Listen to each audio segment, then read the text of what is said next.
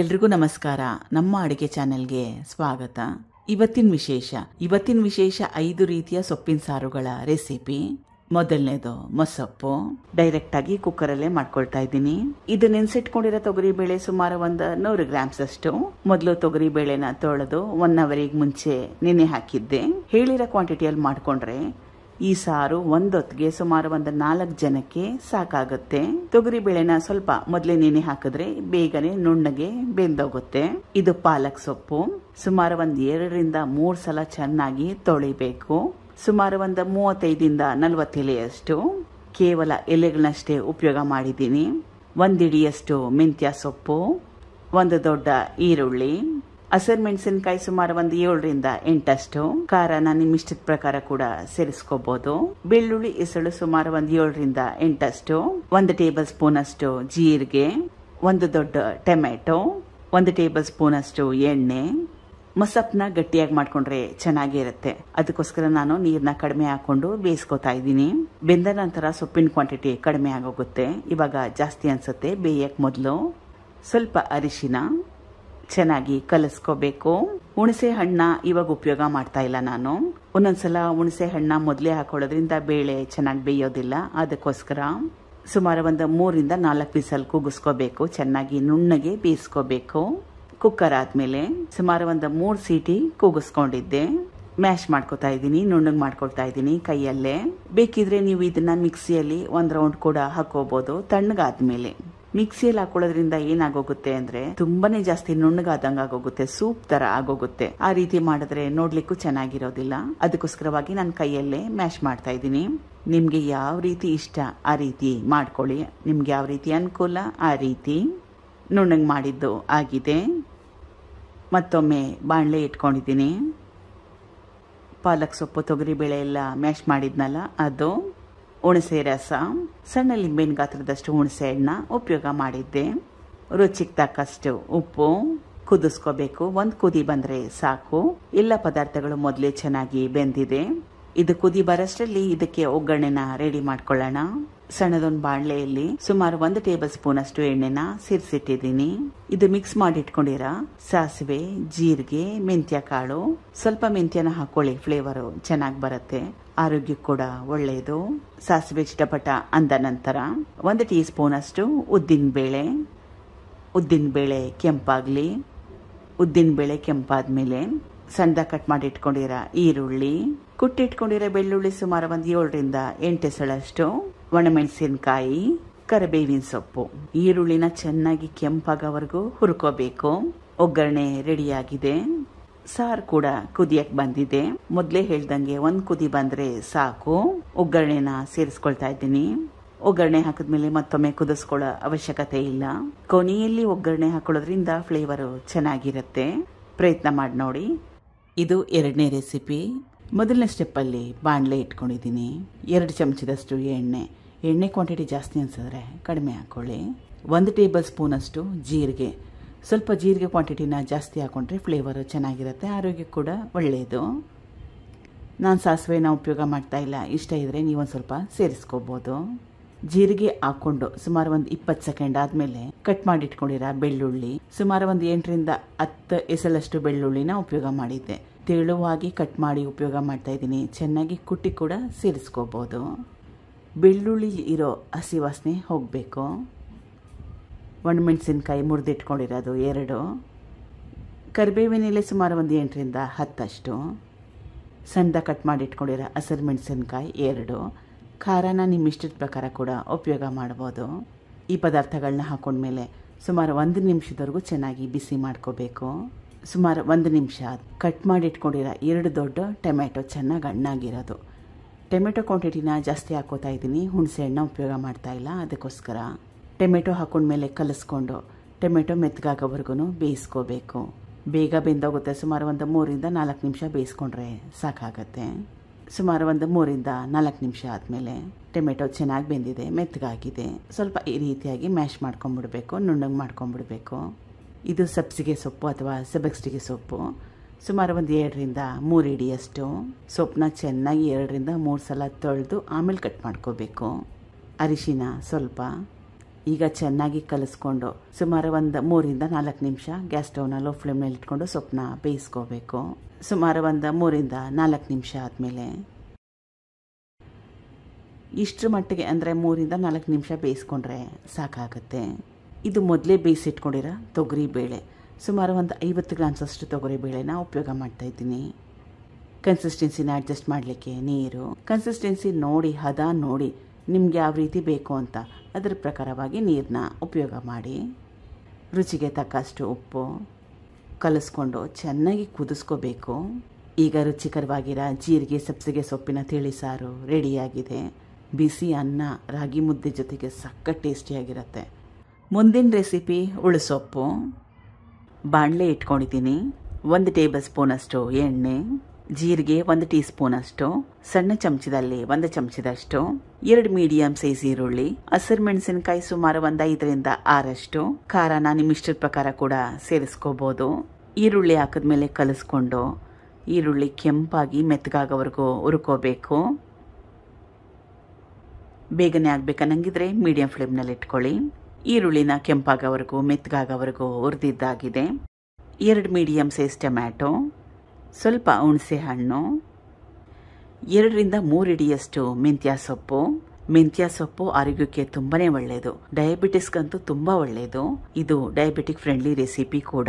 ನಿಮ್ಗೆ ಮೆಂತ್ಯ ಸೊಪ್ಪು ಇಷ್ಟ ಇಲ್ಲ ಅಂದ್ರೆ ಪಾಲಕ್ ಸೊಪ್ಪು, ಬೆರಕೆ ಸೊಪ್ಪು, ನಿಮ್ಗೆ ಯಾವ ಸೊಪ್ಪು ಇಷ್ಟ ಆ ಸೊಪ್ಪನ್ನ ಉಪಯೋಗ ಮಾಡಿ ಮಾಡ್ಕೋಬಹುದು. ಸೊಪ್ಪನ್ನ ಹಾಕಿದ್ಮೇಲೆ 1-2-3 ನಿಮಿಷ ಹಾಗೆ ಬಿಡಿ. ಕ್ವಾಂಟಿಟಿ ಕಡಿಮೆ ಆಗುತ್ತೆ ಸ್ವಲ್ಪ ಬೆಂದ ಮೇಲೆ. ಸುಮಾರು 1-2-3 ನಿಮಿಷ ಆದಮೇಲೆ ಕ್ವಾಂಟಿಟಿ ಕಡಿಮೆ ಆಗಿದೆ. ಅರ್ಧ ಕಪ್ಪಷ್ಟು ನೀರು. ಇನ್ನೂ ಮೆಂತ್ಯ ಸೊಪ್ಪು ಸಂಪೂರ್ಣವಾಗಿ ಬೆಂದಿಲ್ಲ. ಮತ್ತೊಮ್ಮೆ ಸಣ್ಣ ಉರಿಯಲ್ಲಿ ಇಟ್ಕೊಂಡು ಸುಮಾರು 5 ನಿಮಿಷ ಬೇಯಿಸ್ಕೋಬೇಕು. ನೀರನ್ನ ಹಾಕೊಂಡ್ಮೇಲೆ ಸುಮಾರು 5 ನಿಮಿಷ ಆದಮೇಲೆ ಮೆಂತ್ಯ ಸೊಪ್ಪು ಟೊಮೆಟೊ ಎಲ್ಲ ಚೆನ್ನಾಗಿ ಮೆತ್ತಗಾಗೋವರೆಗೂ ಬೇಯಿಸ್ಕೊಂಡಿದ್ದೀನಿ. ಇದನ್ನ ರುಬ್ಕೋಬೇಕು. ತುಂಬಾನೇ ಜಾಸ್ತಿ ಬಿಸಿ ಇದೆ, ತಣ್ಣಗಾಗಲಿ. ಹುರ್ಕೊಂಡಿರೋ ಪದಾರ್ಥಗಳೆಲ್ಲ ತಣ್ಣಗಾಗಿದೆ. ರುಬ್ತಾ ಇದ್ದೀನಿ. ಕೇವಲ 20 ಸೆಕೆಂಡ್ ಹಾಕೋಬೇಕು, ಅದಕ್ಕಿಂತ ಜಾಸ್ತಿ ಹಾಕೊಳ್ಳೋ ಅವಶ್ಯಕತೆ ಇಲ್ಲ. ರುಬ್ಬಿದ್ದಾಗಿದೆ. ಮುಂದಿನ ಸ್ಟೆಪ್ಪು ಇದಕ್ಕೆ ಒಗ್ಗರಣೆನ ಹಾಕೊಳ್ಳೋದು. ಬಾಣಲೆ ಇಟ್ಕೊಂಡಿದ್ದೀನಿ. 1-2 ಚಮಚದಷ್ಟು ಎಣ್ಣೆ, ಸಾಸಿವೆ, 1 ಟೇಬಲ್ ಸ್ಪೂನಷ್ಟು ಉದ್ದಿನಬೇಳೆ, ಸ್ವಲ್ಪ ಉದ್ದಿನಬೇಳೆ ಹಾಕೊಳ್ಳಿ, ಫ್ಲೇವರ್ ಚೆನ್ನಾಗಿ ಬರುತ್ತೆ. ಕುಟ್ಟಿಟ್ಕೊಂಡಿರೋ ಬೆಳ್ಳುಳ್ಳಿ, ಒಣಮೆಣಸಿನಕಾಯಿ, ಕರಿಬೇವಿನ ಸೊಪ್ಪು, ರುಬ್ಕೊಂಡಿದ್ನಲ್ಲ ಸೊಪ್ಪು, ಅದು. ಕನ್ಸಿಸ್ಟೆನ್ಸಿ ನಿಮ್ಮ ಇಷ್ಟದ ಪ್ರಕಾರ ಮಾಡ್ಕೋಬೋದು.